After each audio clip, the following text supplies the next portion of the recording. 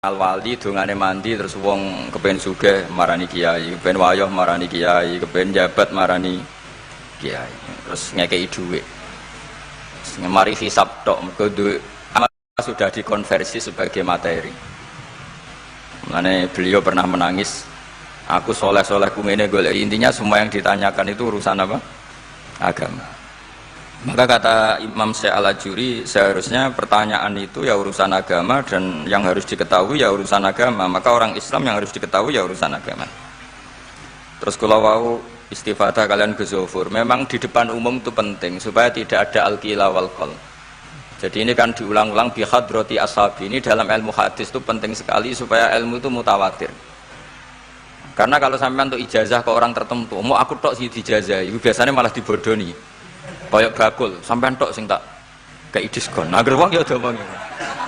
Mulane nek ki dilkon ijazah di depan umum berarti kondang. Ada khusus bahaya. Niku mesti klenik nih. Ngene ku kanca kula sak kelas kalian Gus Munib. Jadi orang itu, makanya saya ngaji itu pede di depan umum. Karena kalau salah ya dibenarkan Gus Zofur, kalau bener juga ganjarannya akeh. Tapi nak ngaji mbek wong loro dhewean niku terus kok cocokan. Nak salah aja kodo-kodo ya kan. Jadi memang ilmu itu suka yang mutawatir saya, karena validitasnya jelas. Makanya dulu itu dikaji hadis kok nggak mutawatir itu nggak mutu. Paling firudbatil ulya tentu yang apa? Mutawatir. Dikatakan bihadrati ashabi, atau ketika Nabi khutbah. Apalagi pidato Nabi di hajatil apa? Wada. Sehingga hadis ahadi itu banyak yang masalah. Karena satu ada subjektivitas rawi. Kalaupun sahih itu ada subjektivitas rawi. Seperti yang diceritakan Gus Zofur tadi, Abu Dzar itu orangnya soleh, tapi punya subjektivitas kesolehan yang sangat individualistik, sehingga beliau. Jadi, tapi kalau umum kan standarnya jelas, apa? Standarnya apa? Jelas. Ya saya teruskan. Jadi bihadrati ashabi itu menurut saya kata kunci, karena pentingnya mutawatir. Terus menyangkut pertanyaan tadi yang Gus Zofur bilang, enggak semua pertanyaan harus dijawab. Sebetulnya saya juga ngeritik. Enggak semua yang diunek-unek takokno. Kadang wong takok nasib. Kita misalnya saya itu sering punya utang 1 juta gak iso nyaur. Kadang wong takok, kula diutang 1 miliar carane nyaur piye? Wong kene diutang 1 juta ora carane nyaur kok ditakoki sing utang napa? 1 miliar. Kula ning santri, bojone niku 3 wong sugih. Kowe ora geswan kula takok carane ngrukono bojone. Ya kene bingung piye carane. Bojo sitok kowe kudu urip malah. Ditakoki. Bojo napa? Nah ternyata santri itu terinspirasi oleh cerita-cerita. Syaratnya wali itu kudu di bojo cerewet. Nak sitok wae cerewet wali apa meneh nak telu, dia cara berpikir begitu. Nah, itu yang bojo pertama itu ngancam nak masih sah dengan istri kedua ketiga mau bunuh diri. Terus dene nate nyuwun sewu melafatkan tolak. Terus takok teng kula. Niku termasuk mukroh napa mboten Gus? Karena saya melafatkan itu dipaksa, diancam. Bojo pertama mau napa? Lah iku nang fikih kan hanya ada syartul ikrah, itu mukrih harus mampu mewujudkan mahaddadahu. Kena arah Mekah tak patah. Ini ndak kasusnya unik. Umumnya bab ikrah di fikih kan nak ora ketak patah ini ndak, ini kasusnya beda. Nak rabuk turuti aku mati. Itu kan bingung. Ya saya sebarin Gus Zofur aja jawab wallahu alam. Nunggu Jibril ya sudah akan datang. Artinya gini ya. Problem kita kekinian itu setiap masyarakat punya iskal atau punya grundel itu ditanyakan kiai. Padahal seharusnya tidak sesuatu yang harus apa? Ditanyakan. Misalnya gawane di bojo akeh ya mesti sumpek ngurmat wong wedok sitok sumpek apa meneh telu. Terus gawane wong duwe utang akeh ya sumpek. Hal-hal seperti itu kan lazim. Sebenarnya nggak perlu ditanyakan, wis biasa wae standar. Tapi kita ini sering menuntut orang lain menjadi solusi ya bagi orang itu. Makanya saya kalau ngajar di Jogja itu sering cerita begitu. Problem orang kota itu adalah kalau punya beban itu dibebankan ke negara atau ke kiai atau ke ustadz. Padahal beban ini sebagai hukuman karena kesalahannya apa? Sendiri. Saya masih ingat betul ketika kasus Aid. Mbah Mun itu orang yang sangat syafiq li ummati, sangat syafiq lah, sangat syafaqah pada umatnya. ketika ada seorang dokter peneliti obat aid, itu sangat tertantang, dia sangat obsesi bisa menyembuhkan aid. Aid yang karena free sex ya, bukan karena ketularan. Saya ulang lagi, yang karena seks bebas, bukan karena ketularan. Itu tidak biasanya yai duka. Baru pertama itu saya melihat yai itu agak duka. Terus beliau tidak jawab, tapi setelah dokter itu pulang ngendikan begini, pangeran itu kadang ngersakno kabeh iku ana sangsine, cara bahasa modern ana sangsine. Ya tujuane pangeran iku wong ben tobat ben balik nang Allah. Jadi ana wong uripe ngawur diutang, ya sangsine wong urip ngawur diutang ben uripe apik. Intinya Mbah Mun tuh mau ngendikan kesalahan itu pantese ya ana sangsine ben wong tobat. Lah saiki kiai ku nek ditakoki ngono berusaha cari solusi sanksi iku, padahal Allah kepengen memberi sanksi. Enggak sampean misalnya zaman mondok ora sregep terus bareng saiki dadi kiai bingung terus kula kan dadi solusi Gus kayak donga laduni. Wong pangeran ngekeki sanksi kuwe zaman mondok ora sregep. Ben ora rasane isin maca keliru di depan umum. Malah yo ijazah napa? Laduni. Jadi itu pelajaran bagi saya menurut saya. Jadi kata Mbah Mun, la'allahum yarji'un itu la'allahum yantahun yang di Quran itu satu kesalahan itu pasti Allah itu menghendaki ada apa? Sanksi. Tentu maksudnya Allah baik supaya tobat. Tapi sekarang sanksi itu mau dihilangkan. Kadang konsultan itu kayak bojo kepengen minggat, sing lanang tak takoki kena apa? Mun lami Gus boten kula nafakoi. Ya aku yang mending normale iku minggat iku wis terlambat, bojomu kepen minggat saiki iku terlambat. Kudune wis wingi-wingi. Normale wong lanang ora tanggung jawab, mencen sanksine bojone minggat. Itu cara kula kiyaine memberi napa? Solusi. Tak film minggate ning diteng-teng tuane. Berarti bojomu pinter. Wis ngerti sing lanang ora kena deloki melok wong tuane ya niku. Jadi nah seperti itu menurut saya semua kiai itu harus kayak saya dalam bab itu. Tapi mereka cari donga, piye bojo iki ra dicukupilah seneng. Terus golek akeh pengasih, golek jimat. Akhirnya bangun nanti cerita, sing kula paling tak kenal sih. Akhirnya kiai ini nganti lali ya. Ana wong melarat ijazah kiai. Berhubung kiai ini ku isin muni ra iso diijazahi duha mek donga. Kiai ini ku lali nak dhewe fakir. Akhirnya yang minta ijazah itu ditimbali Mbah Mun. Rene tak ijazahi. Kowe yo ijazah duha mek sapa kiai iki. Lha kiai ku dhewe fakir kok jalu ijazah. Ya ijazah ya aku sing sukses dadi kiai sugih. Artinya apa? Bener ceritane Gus Sofur, gara-gara setiap pertanyaan niku memaksakan bisa jawab. Wis koyo ning pondok lho, wis karuan dene dhewe Joko tuwa. Lho kok ngekeki ijazah mahabbah. Dene pondok ganti Joko tuwa. Itu di pondok mana-mana Gus itu ada ijazah laduni. Padahal sing ijazah iku ya tau ra munggah. Sekolahnya ora tau munggah. Ngono dicawel ijazah laduni ya. Coba di pondok-pondok beredar gak ijazah ketemu Nabi Khidir? Beredar. Padahal yang ijazah juga gak pernah. Nah itu karena yang diceritakan Gus tadi memaksakan bisa. Jadi karuan dekne dhewe ra iso ya santai wae. Nah aku pengen ngipi ketemu Rasulullah itu beredar gak ijazah itu? Mungkin Pak Del kan yang pernah mengijazahkan itu. Tapi ora tahu. Sampe tahu ijazah niku Pak Zakaria. Oh. Jadi ya ijazah terus ya. Karena Jubir Torekoh nih. Jadi intinya kalau tidak bisa ya bilang saja tidak bisa. Sampai apa jangan kita lupa tadi, sampai lupa daratan tadi. Karena problem negara kita termasuk itu. Semua intelektual, semua pakar kalau ditanya problem negara itu semuanya jawab. Akhirnya kan gaduh. Semuanya punya rumus, semuanya punya versi. Akhirnya gaduh. Misalnya pemerataan Indonesia rumusnya gimana? Yang satu bilang wah ibu kotanya dipindah, yang satu bilang harus ada sentralisasi di Jawa supaya ada kualitas A, ada kampus terbaik, ulama terbaik. Kalau diratakan nanti kemampuannya rata itu justru tidak bagus. Yang ketiga enggak, wah kualitas demokrasinya dijaga. Yang satu enggak, demokrasi tanpa ekonomi tidak bisa. Tak sehari santri ya sedunia rasa pikir besok mati ben. Nah itu kan karena memaksakan jawab akhirnya ada kegaduhan. Zaman tabiin yang masih ada sahabat banyak, Sebetulnya bukan zaman tabiin banget, karena zaman itu masih banyak apa? Sahabat. Itu mereka cara berpikir sudah semua ahlun nar itu redaksi di Quran tuh khalidina fiha. Sehingga zaman tabiin sudah banyak yang berpikir nggak ada kemungkinan orang sing yukhrajuna minan nar. Sehingga terus ada kafilah itu, ada delegasi, ayo kita ke Medina, semoga kita ketemu sebagian ashabu Rasulillah.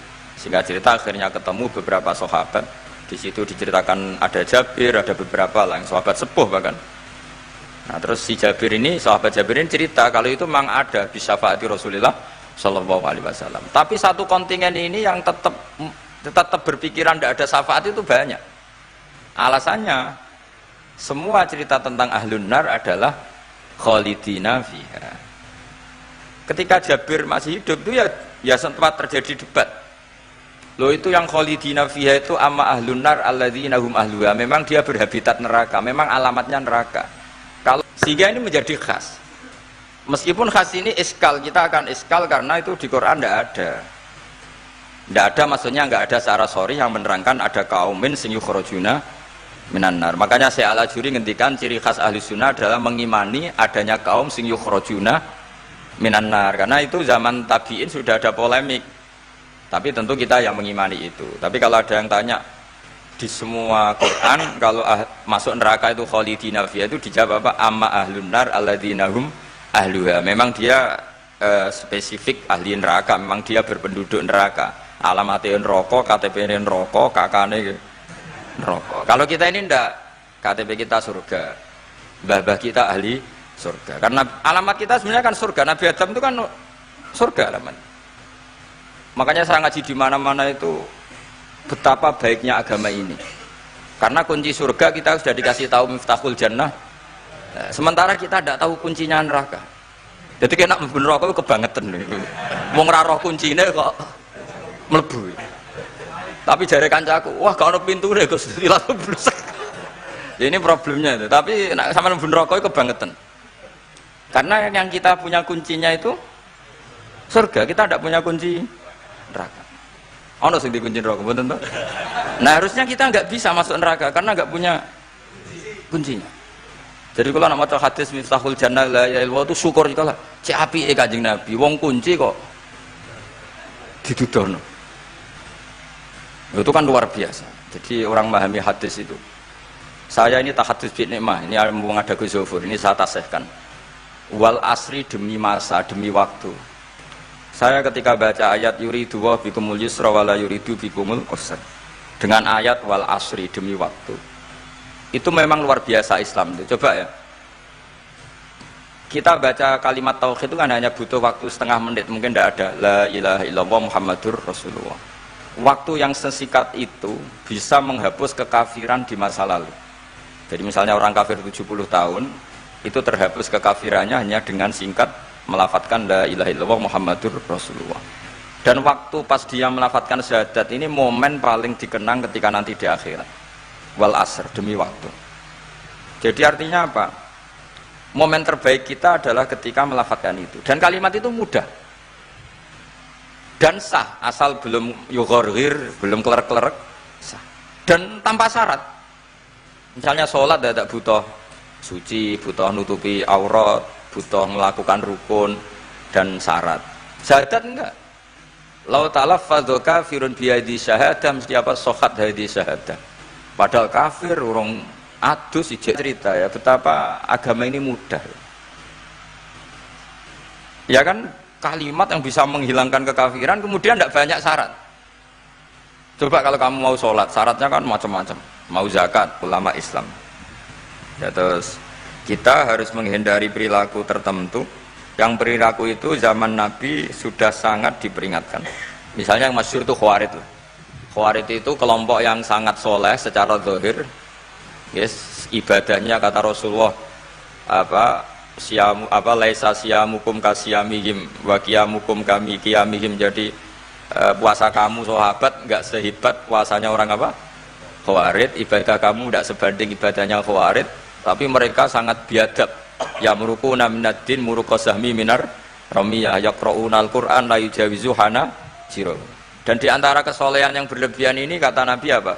yuqatiluna ahlal Islam wala yuqatiluna ahlal ausan. Kalau dijak musuhi sesama Islam semangat, tapi dijak musuhi yang jelas salah ndak semangat. Ini kelompok sing hadarona humun nabiyu, kelompok yang kita diperingatkan Nabi untuk sangat menghindari. Karena logikanya jelas ya. Orang yang kafir saja inginnya Nabi menjadi muslim dengan diajarkan syahadat. Tapi ini orang yang sudah muslim, seleranya khawarij, dikeluarkan dari Islam. Tahlilan kafir, kuburan kafir, nyekelake kafir. Apa saja menjadi kafir. Ini pertanyaannya kan, inginnya seorang Nabi itu kan tentu dari kafir menjadi muslim. Ini yang sudah Islam menjadi kafir. Maka cerita-cerita di beberapa ulama, ini kenangan saya ngaji di sini. Ini sekaligus cerita penutup. Ada orang ekstremis ketemu Islam alim. Terus ketika melihat ahlul ma'asi itu maksiat, ahlul ma'asi ketika maksiat, sedang maksiat, sebaiknya orang-orang Islam seperti itu mau saya bunuh, mau saya bom. Ini yang cerita orang-orang alim ke saya. Terus kata si orang alim tadi, lau annahum matu, kalau mereka benar-benar mati final maksiyah itu aina masiruhum, lalu mereka kemana? Si yang keras tadi bilang ilanar, karena mereka mati final maksiyah. Terus jawabnya yang alim tadi, dzalika muradan nabi, apa umat Islam mati kemudian min ahlin nar itu yang dikehendaki Nabi? Untungnya yang si ekstremis tadi agak alim. Ya ndak, Nabi inginnya umatnya itu ya mati tidak masuk neraka. Ya sudah, jangan bunuh sekarang, kasih kesempatan tobat. Untungnya si yang ekstrim ini termasuk min ahli ilm, dia nerima konsep itu, nerima. Itu jadi pelajaran dialog kealiman. Dan kita menjadi moderat bukan karena liberal atau sekuler. Memang kita baca hadis-hadis misalnya inna wuha yabsutu yadahu billail yatuba musiun nahar wa yabsutu yadahu bin nahar yatuba musiul. Allah yang Tuhan saja inginnya itu menunggu tobatnya mereka, bukan mengakhiri mereka dalam keadaan tidak tobat. Jadi ini supaya jadi faham, menjadi khas kita. Ya Allah yang Tuhan saja inginnya kan menunggu tobatnya mereka, bukan malah tobat itu kita hentikan ya dengan dibunuh. Ketika maksiat itu artinya kan kita tidak memberi kesempatan tobat. Saya masih ingat Mbah Mun sering cerita ke saya, aku corokon mileh, kata beliau, aku corokon mileh iku yo ora pati seneng ono terlalu tegas, terlalu mergo Allah wae ngekei kesempatan. Ya tadi logikanya kan Allah saja, misalnya Allah Ta'ala selalu membuka tangannya di malam hari supaya yang tadi siang maksiat tobat di malam hari. Terus Allah membuka tangannya di siang hari supaya yang tadi malam maksiat tobat. Intinya Allah Ta'ala itu menunggu tobat, bukan menghentikan asbabit taubat. Sehingga tradisi guru-guru kita, ya utamanya Mbah Mun, itu sama-sama saja baik.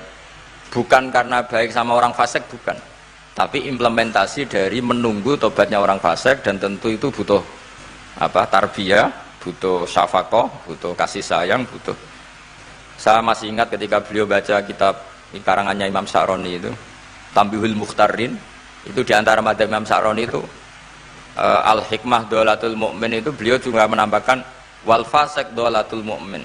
Bukan sekedar Al-Hikmah Dolatul Mu'min, tapi Al-Fasik juga Dolatul Mu'min. Karena ketika seorang mukmin fasik ini seperti barang yang hilang, dia tercerabut dari akarnya, yaitu akar keimanan dan keislaman. Maka kita-kita, kata Imam Sa'roni, kita-kita sebagai orang soleh harus menemukan mereka atau mengambil mereka untuk dikembalikan. Jadi ini komitmen kita sebagai murid Mbah Mun, sebagai murid Sayyidina Al-Abenya sudah ada amal. Itu saja inginnya Allah sama orang Islam, kaumun yukhrajuna minan nar, bukan malah diblesno gitu. Lah ya akhirat yang notabene sudah nggak ada amal. Itu saja kaumen yang mukmin, apalagi tahu mondok, apalagi grup hima, itu tapi ra sama orang rokok, kalau pesene ra sama orang rokok. Itu inginnya itu yukhrajuna minan nar. Makanya kalau baca hadis itu harus ada dzauq. Selain ilmu itu harus ada dzauq. betapa syafaqatul Rasulullah sallallahu alaihi wasallam. Inginnya semuanya itu yadkhulunal jannah. Kalaupun ada yang masuk neraka, yang orang Islam tuh, tetap obsesi Rasulullah, cita-cita beliau adalah yukhrajuna minan nar. Makanya masyhur itu, wala sawfa yu'tika rabbuka fatardah. Jawab Nabi bi la ardo wa wakhidun min ummati finnar. Saya tidak akan ridho ya Allah, tidak akan puas wa wakhidun min ummati finnar. Satu dari umatku min ummatil ijabah minan nar. Makanya saya setuju dengan Syekh Al-Ajuri, kita sebagai ahli sunnah di antara khasnya apa? Iman adanya kaum sing yukhrajuna minan nar. Pun ya ngoten. Sampai wah lho kok akeh. Dibaca Arabnya saja. Nah, ini nurut Bapak Ibu. Mimman khadzarona tadi siapa? An-Nabi. Anaman saat temene wong abada kang nyembah sapa man Allah azza wa jalla fa ya'lamu mongko ngerti sapa man anna wa azza wa jalla mutaliun kun dat sing ningali ala amalihi ing atase ngamale wong ya alamu pirsa sapa taala sirruhu ing rahasiane wong wa alaniyatahu lan alaniya wong sing ngamal sing jelas wa alamu lan pirsa sapa taala ing perkara tufi kang nyamerno sira min amalika saking ngamal sira wa malan perkara tubihi kang ngetokno sira ing amal wa malan perkara turidu kang ngarepno sira bi ilmika kelan sira kowe ngarepno bi ilmika misale Allahu turidu am ghaira. Dadi maksudnya Allahu Allah ana ta kowe ngamal iku ngresakno Allah turidu am ghairahu. Dadi maksudnya Allah tahu amal kamu atau ilmu kamu. Apakah amal kamu ilmu kamu untuk Allah? Allah turidu am ghairahu. Apakah kowe melakukan amal itu karena Allah apa enggak? Ya alamu pirsa sapa taala asirra wa akhfa. Ya alamu pirsa sapa taala khainatal ayuni ing mripat sing khianat. Wa amalan perkara tufi kang nyimpen apa suduru apa dodo. Ya lamu pirsa sapa ta'ala ing perkara antum kang te sira kabeh ku alihi ngatasé ma fahdaru mongko wedi sira kabeh ing Allah. Mesti wedi Allah dengan makna mendekat ke Allah. Faman mongko te sapane wong roa iku jaga sapa man hadhihi ing ikilah halah. Nah bojo pertama iku ngancam nek ora dipegat bunuh diri. Akhirnya dene nang ngarepe talaf di belakang ada mic di belakang. Iku kepegat tau. Neng aku muni ngene. Aku yang mendingin, namun ya segini aja. Untungnya takoki kula nek besok minggu tak akalinya. Ya segini mendingin, bro. Misalnya itu pegat di Jabilita.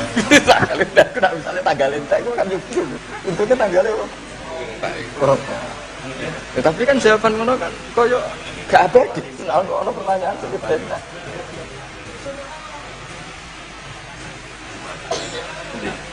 Untuk buka dulu. Sing ketemu-temuan ini.